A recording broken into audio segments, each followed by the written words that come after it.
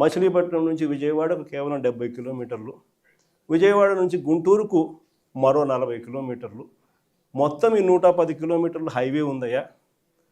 విజయవాడలో international airport ఉంది, మచిలీపట్నంలో పోర్ట్ వస్తూ ఉంది. ఈ హైవేకి అటు ఇటుగా ఎక్కడ నువ్వు కట్టే ఆ బిల్డింగులు ఇక్కడ కడితే దీన్నే మచిలీపట్నంలో నుంచి మా, విజయవాడలో నుంచి విఐ, గుంటూరులో నుంచి గన్ను, మావిగన్ అని చెప్పి ఈ 110 కిలోమీటర్లు ఈ ఎకనామిక్ కారిడార్ కింద, క్యాపిటల్ కారిడార్ కింద డిక్లేర్ చేసి ఆ కట్టే బిల్డింగ్లు ఆడ కట్టుకోకుండా ఇక్కడ కట్టయ్యా. 2 లక్షల కోట్లలో నువ్వు పెట్టే అమౌంట్లో 10% ఇక్కడ పెడితే చాలయ్యా. ఆ రోడ్ల కనెక్టివిటీని కొంచెం ఇంప్రూవ్ చేస్తే చాలు, బ్రహ్మాండమైన రాజధాని ఇక్కడే తయారవుతుంది. డే 1 నుంచే రాజధాని వస్తుంది, ఒక గ్రోత్ ఇంజిన్ తయారవుతుంది. కనీసం 20 ఏళ్ళ తర్వాత అయినా మన పిల్లలు ఉద్యోగాల కోసం ఎక్కడికెక్కడికో పోవాల్సిన అవసరం లేకుండా మా మావిగంలోనే ఉద్యోగాలు దొరుకుతాయ్యా అని చెప్పి అని చిలకకి చెప్పినట్టు చెప్పినా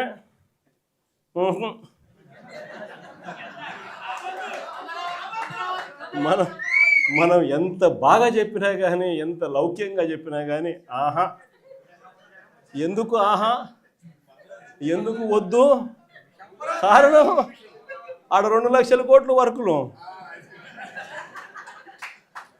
మొబిలైజేషన్ అడ్వాన్స్ 10%, అందులో 8% తీసుకోవడం. సో ఈ ఆదాయాలు అనేటివి ఉండవు కదా మావిగన్ అంటే, కాబట్టి వద్దు. దాంట్లో కాంట్రాక్టర్లు ఎవడు అంటే ఒకడు ఈనాడు వియంకుడు, ఇంకొకడు బలుసు శ్రీనివాసరావు, ఇంకో బినామీ, అంతా ఇల్లే దోచుకోవడం, పంచుకోవడం, తినుకోవడం.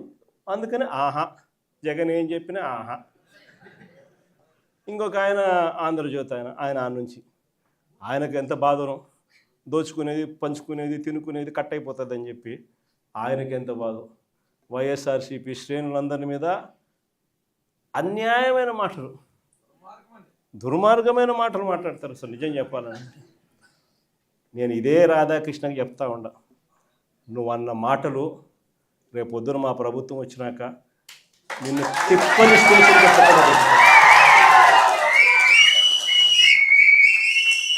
వైఎస్ఆర్సీపీ శ్రేణులను, వైఎస్ఆర్సీపీ కార్యకర్తల భార్యలంటే నీకు అంత అలుసుగా కనిపిస్తుందా రాధాకృష్ణ అని చెప్పి నేను చెప్తాను.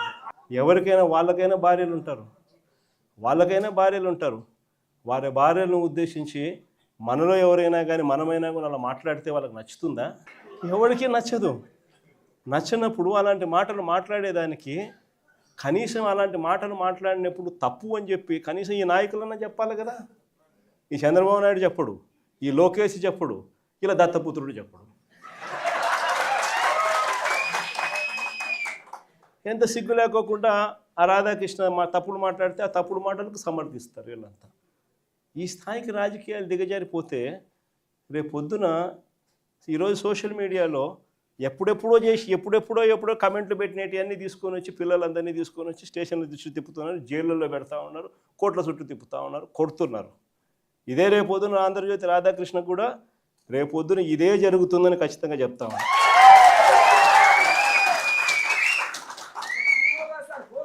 అసలు మహిళల గురించి ఇంత తక్కువగా చూసే కార్యక్రమం, తక్కువగా మాట్లాడే కార్యక్రమం, ఈ పరిస్థితులన్నీ కూడా రాష్ట్రంలో ఎందుకు వచ్చినాయి?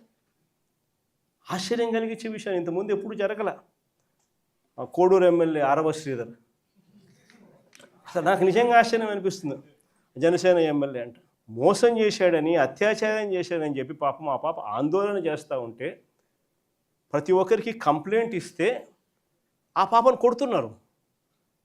ఆ పాప రోడ్డెక్కితే ఆ పాప రోడ్డెక్కి నాకు అన్యాయం జరిగిందని ఆ పాప చెప్తే ఆ పాపను కొడుతున్నారు పోలీసుల సమక్షంలో. ఇంకొకడు నర్సరావుపేట ఎమ్మెల్యే, ఇంకొకడు కళ్ళ ముందరే కనిపిస్తుంది. ఎస్పీ ఆఫీసుకి పోయి బాత్రూంలోకి పోయి డోర్ కడేసుకుంటాడు. అసలు ఎస్పీ ఆఫీసులోకి పోవడం ఏంది, బాత్రూమ్ లేకపోయి నువ్వు డోర్ గడేసుకోవడం ఏంది, డోర్ గడేసుకొని నువ్వు స్ట్రైక్ చేయడం ఏంది? అసలు దానికి చంద్రబాబు నాయుడు పంచాయతీ చేస్తాడు. పోయి లోపల బొక్కలో వేయకుండా చంద్రబాబు నాయుడు పంచాయతీ చేస్తాడు. ఇంకోడు చూసాడు బిఆర్ నాయుడు అని ఇంకోడు.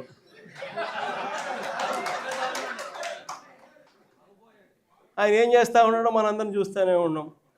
తప్పు చేసినాడు.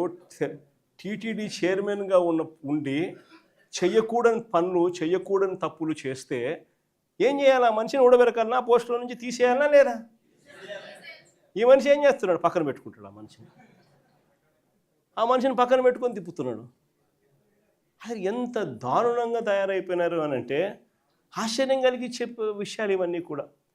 ఇంకొకరు కేజీబీవీ ప్రిన్సిపల్ ఆముదాల వలస ఎమ్మెల్యే కూన రవికుమార్ అనేవాడు వేధించినాడు నన్ను అని చెప్పి ఆ తల్లి వచ్చి కంప్లైంట్ ఇస్తే నో యాక్షన్, పట్టించుకునేవాడు లేడు. ఇంకొకడు ఆడవాళ్ళకి అశ్లీలంగా ఫోన్లు చేసి అశ్లీలంగా వీడియో కాల్స్ చేసిన Guntur MLA, Guntur east MLA Nazeer ఇంకోడు సోషల్ మీడియాలో వైరల్ అవుతూ ఉంది. ఆడవాళ్ళకి ఫోన్ చేసి అశ్లీలంగా ఈ మనిషి వ్యవహరిస్తూ ఉండడం కనపడతా ఉంది. ఏం చేయాలి చంద్రబాబు నాయుడు? యాక్షన్ తీసుకోవాలన్నా, జైల్లో పెట్టాలన్నా, కనీసం ఇట్లాంటి జరగకుండా అట్లా చేస్తేనే కదా ఇట్లాంటి జరగకుండా ఉంటాయి. No action. ఇంకొకడు మహిళలపై దారుణమైన లైంగిక దాడికి చేసాడు ఇంకోడు. ఇంకోడు పేరు కోనేటి ఆదిమూలం. దారుణంగా మహిళలపై లైంగిక దాడికి పాల్పడ్డా ఆ వీడియోలు బయటికి వచ్చినా ఆ ఆదిమూలంపై నో యాక్షన్. వీళ్ళంతా ఎమ్మెల్యేలు. ఒకరిని చూసి ఇంకొకడు, ఒకడు చేస్తే ఏం యాక్షన్ లేదు, సరే ఆయన మీద ఏం యాక్షన్ లేదు, ఇంక నా మీద ఏం యాక్షన్ తీసుకుంటారని ఇంకొకడు, ఒకరిని చూసి ఇంకొకడు. అందరూ కూడా రాక్షసులు అవుతా ఉన్న పరిస్థితులు. ఇంకొకడు సరే ఎమ్మెల్యేల కథ దేవుడు ఎరుగు. సంధ్యారాణి అని ఒక మంత్రి పిఏ మహిళలను లైంగికంగా వేధించినాడని చెప్తే ఆ పిఏ మీద కూడా నో యాక్షన్, పైగా ఆ మహిళ మీద కేసు.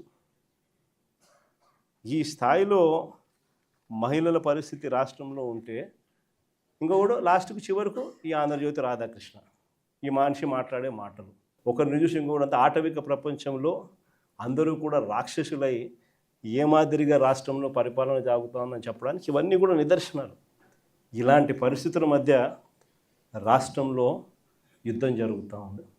ఒకవైపున ప్రజల తరపున, మంచి తరపున, ప్రజలకు మంచి చేయాలన్న ఆరాటంతో వైఎస్ఆర్సీపీ ఒకవైపున నిల్చుంటే, మరోవైపున రాష్ట్రాన్ని అన్ని రకాలుగా చెడు చేస్తూ రాష్ట్రాన్ని దోచుకొని తింటున్న తెలుగుదేశం పార్టీ మరో పక్క.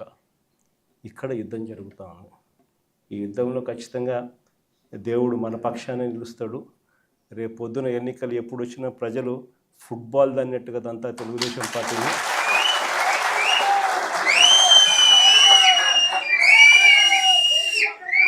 సింగిల్ డిజిట్లు కూడా చంద్రబాబు నాయుడుకి రాకుండా ఉండే పరిస్థితి కూడా అతి త్వరలోనే చూస్తాం.